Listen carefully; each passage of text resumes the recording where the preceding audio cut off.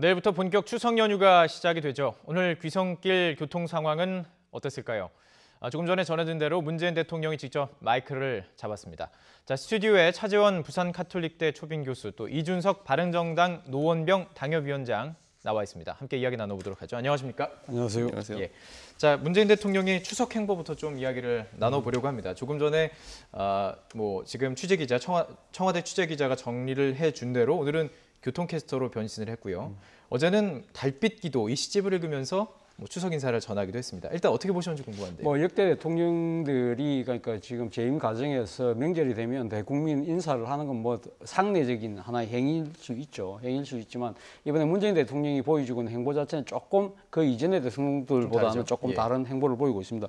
오늘 교통안전센터를 찾아가 직접 이 통신원으로서의 역할을 하셨는데 아무래도 본인 입장에서는 이제 민족의 최대 명절인 그 추석을 맞이해서 국민들에게 인사를 하는 그런 성격도 있습니다만 그런 인사를 하는 자리도 최대한 국민의 눈높이에 맞추겠다. 그렇기 때문에 국민들이 지금 그 민족 최대의 이동 기간인 이 지금 추석 연휴 전날을 맞이해서 아무래도 지금 고향 가시는 분들에게 안전한 기승길을 아마 이렇게 좀 강력하게 촉구를 한 것이 아닌가 하는 생각인데요. 예.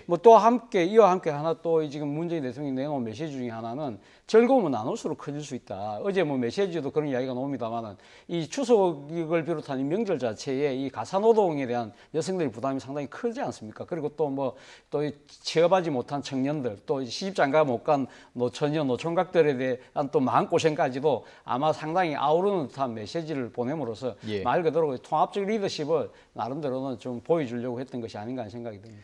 자, 이준석 위원장님께 이거 여쭤보고 싶은데요. 이거 어떻게 보셨는지도 궁금하지만 이것도 혹시 탁현민 행정관의 어떤 기획일까요? 글쎄요. 사실 탁 행정관이 여기저기 이제 기획에 기여한다는 것은 보도가 된 바 있지만은 이런 부분도 분명히 그랬을 수 있지만은 그것보다는 대통령께서 아무래도 지금 안보 위기가 엄중하기 때문에 서울을 비우기 어렵다는 현실이 좀 작용한 것이 아닌가라는 생각이 들게 됩니다. 왜냐하면 대통령께서는 계시는 곳 어디서나 군을 지휘하고 할 수 있지만은 결국에는 안보 위기 상황에서 서울을 비웠을 때, 그래서 다른 전직 대통령과 같이 민생 행보를 했을 때 발생할 수 있는 정치적 부담을 좀 덜기 위해 가지고 결국에는 서울에서 가까운 성남에 위치한 교통관제센터로 가신 거로 보이는데, 다만 이제 좀 색달랐던 거는 아무리 이제 대통령께서 자신감 있으시다더라도 라디오 방송이라는 건 상당한 부담이 있습니다. 그렇기 때문에 그런 부분을 무리 없이 소화한다는 어떤 자신감을 비추신 것은 제 생각에 상당히 긍정의 신호라고 보입니다. 예, 그렇군요. 자, 말씀하신 대로 안보 위기 속에 24시간 대비태세를 보여주기 위해서 굳이 이렇게 서울 지역, 수도권 지역을 벗어나지 않았다는 것을 좀 보여주고 싶기도 할 텐데요. 어제 이것도 있었습니다. 소통 행보 중에 삼청동의 수제비집, 굉장히 맛집이잖아요. 저도 가봤었는데 여기를 지금 깜짝 방문해가지고 시민들과 사진 찍고 이랬습니다. 이거 어떻게 보셨어요? 어제 비가 오는 과정에서 본인이 직접 우산을 받쳐 들고 직접 그 삼청동 수제비 식당까지 지금 걸어갔다는 거 아닙니까?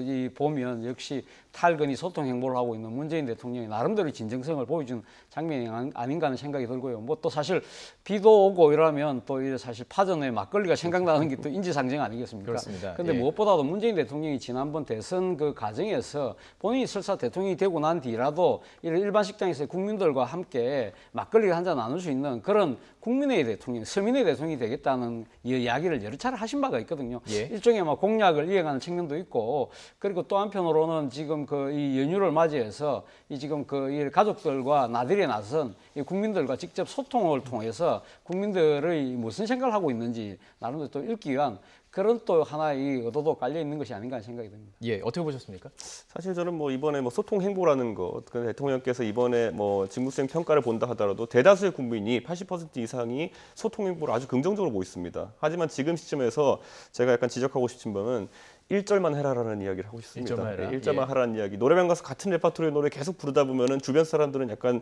눈살을 찌푸리게 돼 있는 거거든요. 지금 대통령의 소통 행보라는 거 80% 이상이 공감하고 있다면은 이 부분에서 더 이상 점수를 얻기 쉽지 않습니다. 그렇다면은 오늘 대통령께서 운전자들에게 당부하신 바가 있죠. 운전할 때 졸리면 쉬어가고 안전점 다 매시고 이랬던 것처럼 대통령께서 본인이 운전석에 앉겠다고 천명하신 안보 분야에 있어서도 좀 일관된 모습이라든지 여러 가지 좀 개선된 모습을 보이는 게 지금 시점에서의 국민들에게 좀 나은 추석 선물이 아닐까 생각해 봅니다. 자, 말씀을 해주셨으니까 조금 나눠보죠. 문재인 대통령의 지지율 취임 5개월 만입니다. 지금 그래픽으로 좀 준비되어 있으면 보여드리고 싶은데요. 67% 정도까지 일단 떨어졌습니다. 그런데 시기로 본다면 계속 떨어지다가 지금 반등을 한 상황 아니겠습니까? 지금 정당 지지도율 어떻게 보셨습니까? 저는 뭐 대통령의 지지율 자체가 뭐 계속 70% 80% 넘어갈 수는 없다고 봅니다. 어떻게 보면 이 정상화의 과정으로 가는 것이 아닌가 하는 생각이고요. 바로 그 정상화를 가기 위한 일종의 조정 국면이 아닌가 하는 생각이 듭니다. 예. 문제는 뭐 지금 문재인 대통령의 지지율이 드디어 그러니까 60%대로 진입했다. 그런 측면에서 또 의미를 찾는 분들도 계신데 예. 60%대 진입하면 소위 말해서 부정적인 의견이 30%에 육박할 수 있고 좀 있으면 아마 넘어갈 가능성도 있다. 지금 부정적인 의견이 30%를 넘게 될 경우에는 상당히 이거 문재인 대통령이 추진하고 있는 여러 가지 개혁 이 드라이브에 사실 어떻게 보면 저항 세력이 이제 서서히 형성된다는 측면이 강하거든요. 그런 예. 측면에서 본다고 한다면 높은 지지율에 기대서 사회에서 그 개혁 드라이브를 그러니까 건다는 그런 야당의 비판에 상당히 이제는 좀 귀를 기울여야 될 시점이 된 것이라는 생각이 듭니다. 저는 이번에 약간 좀 우려스러웠던 게 뭐냐면요. 최근에 적폐청산 모드라는 것이 추석 딱 한 주를 앞두고 나가지고 전방위적으로 여당에서 문건을 풀고 이러면서 강화됐거든요. 근데 이것이 의미하는 바가 뭐냐면 그 전주까지, 그러니까 연휴 전전주까지 했던 게 뭐냐면은 지지율의 4주간의 하락 추세가 있었습니다. 그렇기 때문에 사실 추석은 어떤 추세를 공고히 하는 역할이 있기 때문에 예. 하락 추세를 막기 위해 가지고 그 전주에 과도하게 이제 새로운 문건을 투입하고 무슨 뭐 언론을 통해서 새로운 것을 흘리고 이러다 보니까 국민들의 적폐청산에 대한 피로감이 약간 생길 수 있습니다. 그렇기 때문에 이번 정부에서 아까 교수님 말씀하신 것처럼 지지율의 적정선을 어디로 놓고 판단하느냐가 굉장히 중요한 것이 지금 만약에 과거에 일시적으로 있었던 70%, 80%가 정상이라 놓고 그것을 회복하기 위한 여러 가지 방법들을 계속 사용하게 된다면은 예. 과거에 박근혜 정부도 출범 초기에 그런 일이 있었거든요. 60%대의 지지율을 지키기 위해 가지고 초반에 과도한 이제 뭐 예를 들어 종북몰이라든지 이런 것들이 있었기 때문에 국민들이 지지율이 추가적으로 이탈했던 것이거든요. 그렇기 예. 때문에 아까 제가 말씀드렸던 건 연장선에서 이 부분에서도 어느 정도 일절만 해야 되지 않을까라는 부분 생각하게 됩니다. 그렇군요. 그 2.1%가 상승한 요인은 그렇다면 이거 뭐 해석하기에 따라 다를 것 같은데요. 어떻게 보십니까, 차 교수님께서? 저는 뭐 오차 범위 내에서 이 뭐 반등 부분을 그렇게 크게 뭐 의미 있게 받아들이고 싶지는 않습니다. 앞서 방금 뭐 이준석 위원장께서 말씀하신 대로 네. 지금 가면 그 과연 청와대가 그러면 70% 80% 그 자체를 유지하기 위해서 이런 여러 가지 지금 뭐 적폐청산과 관련된 문건들을 생산하고 그러한 부분이라고 뭐 그렇게 의도적으로 갖고 했다고는 저는 보고 싶지 않습니다. 예. 사실 어떻게 보면 문재인 대통령 입장에서도 본다고 한다면 사실 70%가 넘는 고공의 지지율 자체가 오히려 참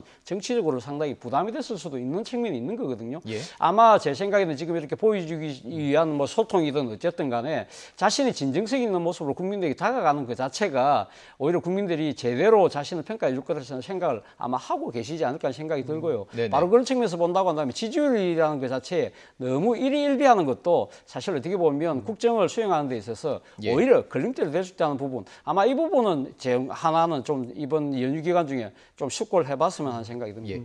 자, 일단 추석이 끝나고 나면 본격적으로 국정감사가 시작이 되고요. 정기국회 뭐 여러 가지 현안들이 참 많이 있기 때문에 정당 지지도도 조금 보면서 이야기를 바로 연결해 보고 싶습니다. 정당 지지도를 보면요.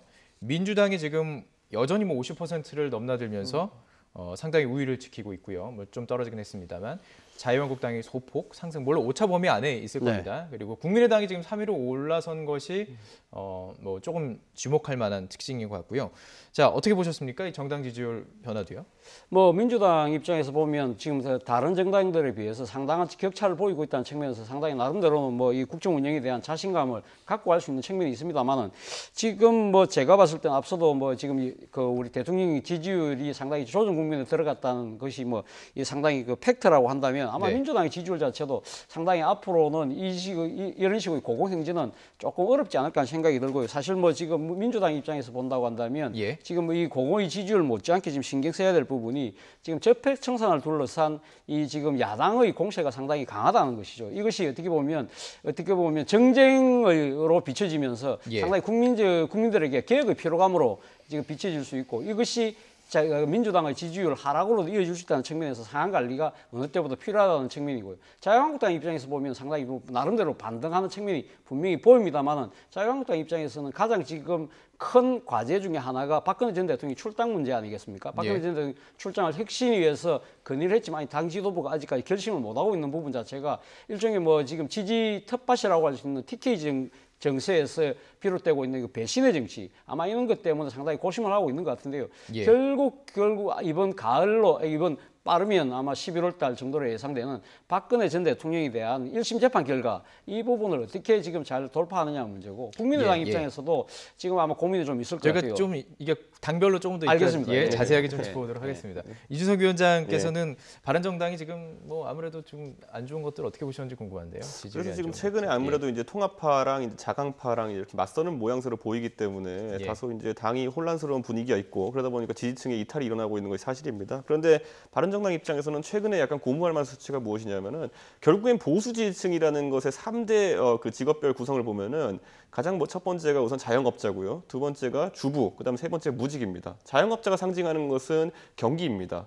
그 주부가 상징하는 것은 물가입니다. 그리고 마지막에 무직이라는 분은 퇴직하신 분들이 다수기 때문에 예. 안보라든지 여러 현안 이슈에 반응하시는 그런 계층입니다. 그런데 이 계층에서 민주당에서 이탈한 지지층이 어디로 넘어오고 있느냐를 살펴봤을 때 바른정당 쪽으로 이탈하는 부분이 자유한국당보다 좀 높은 수치로 나타나고 있는 게 최근 여론조사 추세이기 때문에 이 부분에 있어서 지금 인용된 리얼미터 조사 말고 갤럽 조사 같은 경우에는 실제로 바른정당이 수치가 상당히 상승한 것으로 지금 나와 있습니다. 자, 그러면 이제 뭐 본격적으로 뭐 국회 얘기, 정치권 이야기를 조금 나눠보도록 하죠. 일단 우선 저희가 더불어민주당 당대표, 자유한국당 당대표의 녹취를 들어보고 이 얘기를 들어보면 앞으로 전국을 좀 향방을 가늠할 수 있을 것 같습니다. 우선 그 당대표의 발언들 들어보고 이야기 나눠보죠. 한마디로 MB 정권은 사찰 공화국에 이어 공작 공화국임을 보여준 것이라 할 것입니다. 이런 과거를 바로잡지 않으면 범죄를 옹호하는 것이고 후일의 범죄도 방조하는 것이 될 것입니다. 정치적인 보복하는 거죠. 노무현 대통령 죽음에 대한 책임이 MB한테 있다. 그 집요하게 보복하는 거죠. 네, 지금 정리해 드린 대로 뭐 프레임이라고 얘기하죠. 뭐 세상을 보는 뭐 창이라고 볼 수도 있고 뭐 기사를 어떻게 짜느냐를 뭐 얘기할 수도 있는데요. 그러니까 결국엔 적폐청산이냐 아니면 정치 보복이냐 이거 싸움 아니겠습니까? 어떻게 들으셨습니까? 제 생각에 뭐 두 가지가 양면이 공존한다고 보는 측면이 있고요. 왜냐하면 적폐청산이라는 것은 아주 엄중한 기준으로 인해 가지고 엄중한 절차를 통해 가지고 진행돼야 됩니다. 그런데 그것이 만약에 전직 대통령의 명예를 깎고 희화하기 위한 용도로 만약에 사용된다고 한다면은 그건 당연히 보복에 가까운 것이죠. 과거에 노무현 대통령의 수사 사례만 본다 하더라도 수사 자체는 있을 수 있는 부분이었지만은 반대로 노무현 대통령에 대한 희화화를 하기 위해 가지고 예를 들어 검찰이나 이런 곳에서 계속 뭘 흘리지 않았습니까? 예를 들어 뭐 논두렁에 시계를 버렸다든지 이런 확인되지 않은 사실을 흘림으로 인해 가지고 명예를 훼손하고자 하는 의도, 그것은 분명히 정치적인 의도였습니다. 그렇기 때문에 그 부분이 비판을 받는 것이고요. 지금 이명박 대통령에 대한 부분도 충분히 적폐청산의 영역에 해당하는 부분도 있지만은 어느 정도는 선을 넘어간 부분도 있습니다. 예를 들어 확인되지 않은 문건들이 계속 이제 민주당 의원을 통해 가지고 국정원 적폐청산 TF에서 받았다는 이야기를 하면서 흘러나온 것들인데 그 중에서 일부는 사실로 확인되고 일부는 사실로 확인되지 않는데 엄중한 절차를 통해 진행한다고 한다면은 그런 것들을 최대한 검증한 다음에 이런 것들을 발표해야 되는 것이 아닌가 하는 생각을 하게 됩니다. 예, 지금 소스들은 국정원에서 적폐청산 TF에서 나오는 얘기들을 받아서 지금 보도가 되고 있는 형식입니다. 예. 뭐 지금 앞서 우리 앵커께서 말씀하셨다시피 지금 두 개의 프레임이 충돌하고 있죠. 하나는 어떻게 보면 적폐청산 자체는 정치 보복이라는 것이 야당의 주장이고 지금 뭐 추미애 당대표가 이야기했듯이 지금 공작 정치가 행해졌던 걸 어떻게 지금 이렇게 나몰라라고 넘어갈 수 있느냐. 이거 소위 말해서 공작 정치 프레임으로 지금 이제 공작 정치 분쇄 프레임으로 지금 서로 지금 강하게 맞서고 있는 부분인데 과연 국민들은 가면 이걸 어떻게 바라볼 것인가 하는 부분 아니겠습니까? 지금 뭐 야당의 입장에서는 보면 이 지금 그 적폐청산 노력 자체를 어떻게 보면 정쟁으로 지금 몰고 가려는 듯한 그 지금 의도를 뭐 갖고 있는 것 같습니다.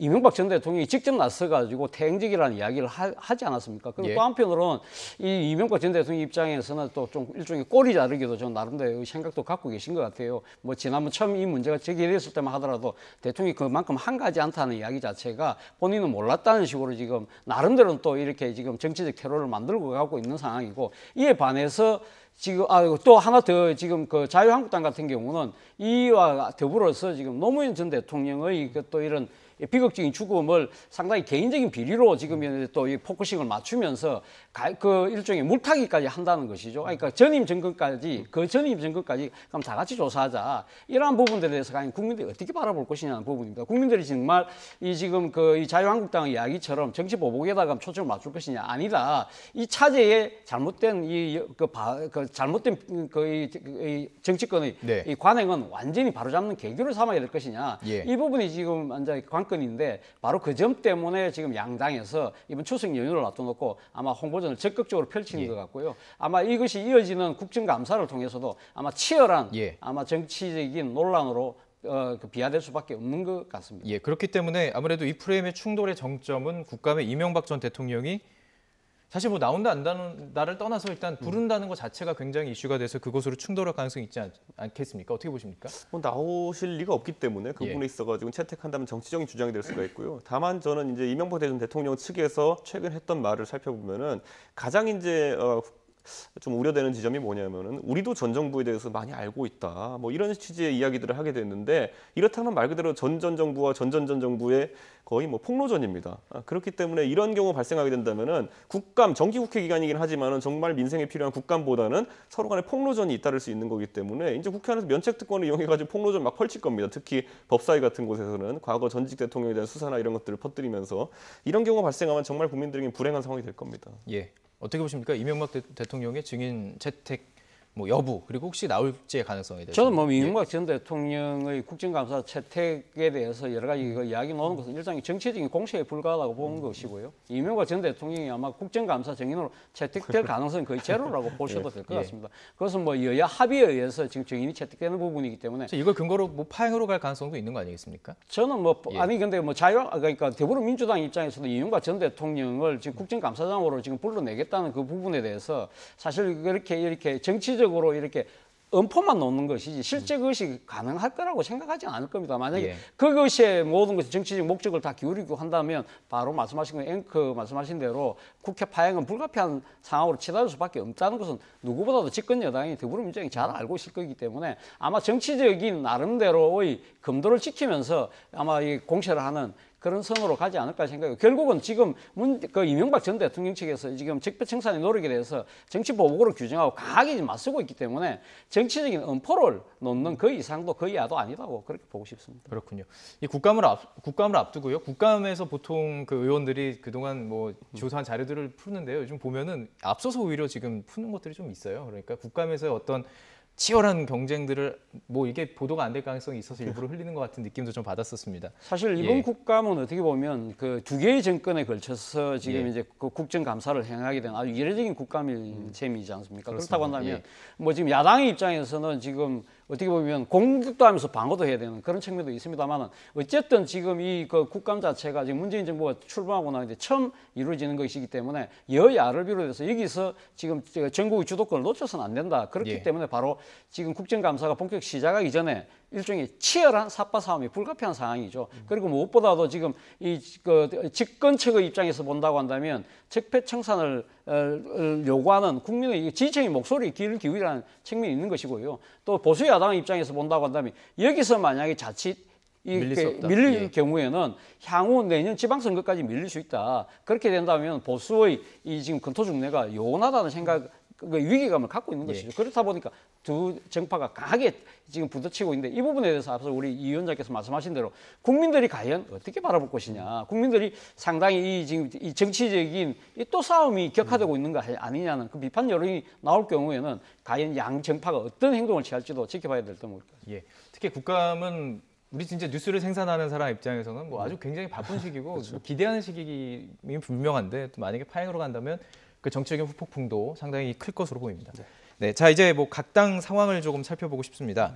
자유한국당 상황을 좀 살펴보죠. 10년 동안 머물렀던 당사예요. 그리고 여기서 지금 대통령이 2명이나 나왔던 3명이죠. 김대중 대통령까지 뭐 생각을 한다면 그 당사를 지금 옮기겠다라는 얘기가 나오고 있습니다. 어떤 의도일까요? 그러니까 사실 성공방정식 중에 하나가 당대표가 새로 들어 쇄신하는 것 중에 당사 이전해가지고 속된 말로 재미를 본 적이 좀 있습니다. 예를 들어 한나라당 시절에는 천막당사 시절도 있었고요. 그리고 염창동 당사 시절도 있었기 때문에 어떤 분위기를 일신하고 그리고 무엇보다도 지금 당 사무처 조직에 대해 가지고 홍준표 대표가 상당한 매스를 지금 대리되고 있는 상황이거든요. 사무처 조직을 일신하기 위해서는 당사로 옮기고 그에 따라 조직도 바꾸는 것이 맞다고 생각하고 있는 것이 홍준표 대표의 방향인 것 같은데 문제는 여기에 대해 가지고 반발이 잇따를 겁니다. 왜냐하면 지금 자유한국당의 위기라는 것은 지난 150석 정도에서 지금 100석 정도로 이제 상당한 의석 축소와 더불어서 일어나는 거기 때문에 정당 보조금이 부족해지고 그에 따라 가지고 지금 사무처 조직까지 축소해야 되는 상황이기 때문에 이 상황 속에서 과연 책임을 사무처 직원들이 져야 되는 것이 맞느냐 때문에 지금 반발이 많고요. 예. 무엇보다도 홍준표 대표의 리더십이라는 것이 많은 사람들이 인식하기에 내년 지방선거까지의 한시적인 리더십을 보고 있습니다. 그러면은 굉장히 또 시기상 또 버티기 모드로 이제 만약 이런 저항이 있게 된다면은 홍준표 대표 입장에서 상당히 난감한 상황이 될 것으로 보입니다. 예. 지금 말씀해 주셨는데요. 지금 눈에 보이지 않지만 그 안에서의 친박과의 눈에 보인다고 해도 될까요? 친박과의 지금 경쟁이 상당합니다. 예. 그렇죠. 뭐 앞서도 제가 그 언급을 했습니다만 사실 뭐 이번 지금 정기국회에서 지금 뭐 원내 투쟁도 상당히 지금 뭐 신경 쓸 수밖에 없는 게 자유한국당 지도부지만 예. 한편으로는 당내에서의 또 알게 모르게 지금 이제 벌어지고 있는 이 헤게모니 싸움도 사실 어떻게 보면 큰 숙제일 수밖에 없는 것이죠. 앞서도 제가 이야기했습니다만 이 박근혜 전 대통령의 출당 문제는 막 결국 지금 자유한국당이 풀어야 될 가장 큰 숙제가 아닐까 하는 생각인데요. 그렇습니다. 예. 결국은 뭐 답은 뻔하죠. 답은 뭐 그러니까 박근혜 전 대통령이 출당을 하는 것이 답이긴 합니다만은 지금 현재 그 친박계라고 불리는 분들의 조직 장악력이 또 만만찮다는 겁니다. 그렇지만 지금 이 재판의 결과가 어떻게 나올지는 모르겠습니다만은 재판의 결과가 뭐 유죄가 될 가능성이 높다고 봤을 때는 하루 빨리 이 지금 자유한국당 지도부 입장에서는 박근혜 전 대통령이라는 정치적 부담을 털을 수밖에 없다고 한다면 아마 예. 정면 돌파를 시도할 수밖에 없을 것 같은데 예. 여기에서의 당내의 여러 가지 그 마찰과 진통은 불가피한 측면이 있고 이 과정을 어떻게 수습하느냐 돌파하느냐에 따라서 홍준표 자유한국당 대표가 앞으로 당내에서 이제 자유한국당을 홍준표 당으로 만드느냐 만들 수 있느냐 못 만드느냐가 아마 결정나지 않을까 하는 생각이 듭니다. 그런데 여기서 잠깐 살펴봐야 될 것이 누구의 어쨌든 주도의 당이 된다고 하는 것은 총선에서 가능한 것이 지방선거 때문에는 사실상 좀 어려운 측면이 있습니다. 특히나 이 부분이 뭐냐면 지금 자유한국당의 지지층이 사실 TK 정도로 상당히 줄어든 상황 속에서 TK를 놓고 만약에 친박에게 강한 압박을 할 시에 한나라당, 새누리당 그리고 자유한국당에는 항상 있는 트라우마가 뭐냐면은 과거에 친박연대 트라우마가 있습니다. 이거 혹시 또 공천을 또 잘못하거나 아니면 또 어떤 내부 갈등을 조정하지 못하면은 예를 들어 경북 지역이나 이런 곳에서는 지방자치단체 선거 같은 경우에는 친박 연대 같은 성격의 어쨌든 결성체가 나올 경우에 또 다시 또 선거 결과가 양분될 수 있는 그런 가능성이 있거든요. 그렇기 때문에 아마 이번에 홍준표 대표도 상당히 살얼음판을 걷는 형태로 당의 예. 어쨌든 혁신 작업을 진행할 거로 보입니다. 바른정당과 좀더 보탠다면 예. 뭐 우리 이 말씀해 위원장님 주십시오. 예. 앞에서 제가 또 이 이야기를 합니다만 자유한국당 입장에서는 지금 박근혜 전 대통령의 당정 문제를 빨리 지금 처리 안 할 수밖에 없는 당적 것이 플러스 지금 친박 그 의원들에 대해서 뭐 탈당을 그렇죠. 시키는 그러니까 거에 지금 관건이잖아요. 뭐 지금 예. 서청원, 최경환 두 의원에 대해서 지금 출당을 권고해놓은 상태이지 않습니까? 바로 그것은 왜 그러냐고 한다면 당내 이제 장악도 중요하지만 지금 소위 말해 보수 야당의 통합 뭐 그런 측면에서 본다고 그래서 한다면 질문 드리려고 이 지금 그래요. 바른정당을 어떤 식으로 견인해 들어야 되거든요. 예. 그런데 그것이 가장 큰 정치적 걸림돌이라는 것이 박근혜 전 대통령과 친박 세력이기 때문에 바로 그 점 때문이라도 홍준표 당대표 입장에서는 빨리 지금 속전속결로 처리할 수밖에 없는 상황으로 내몰리고 있다는 거죠. 이거 짧게 물어볼게요. 어떻게 보십니까? 출당시키고 어느 정도 그 지금 자강론과 통합론 중에서 통합론이 좀 바른정당 안에서요. 네. 좀 힘을 얻을 거라고 보시는데. 예. 제 생각에는요. 과거에 이제 국민의당과 민주당 사이를 놓고 본다 하더라도 대선 끝나고 통합이 좀 물살을 탈 것이라 생각했던 분들이 있는데 안 됐던 것이 추미애 대표가 강하게 계속 국민의당을 몰아붙였어요. 그런데 예. 지금 잘 생각해 보시면은 홍준표 대표가 바른정당에 대해서 했던 말들, 뭐 솔직히 입에 담기도 힘든 첩이라는 단어부터 시작해가지고 여러 말들을 했는데 그 상황 속에서 과연 친박 세력만이 통합에 장애물이냐에 대해 가지고는 바른정당 구성원이기 때문에 제가 그 부분 외에도 좀 해소해야 될 지점이 있다라는 말을 좀 드리고 싶습니다. 그 부분 외에도 예. 뭐 해소될 게 아직 많다라는 네. 부분입니다. 국민의당 얘기 또 짚어보도록 하겠습니다. 추석 민심 탐방에 나선 안철수 대표의 모습 한번 보고 이야기를 나눠보죠. 이제는 정말 정치가 국민 걱정을 해야 하는데 반대로 국민께서 정치 걱정하고 계십니다.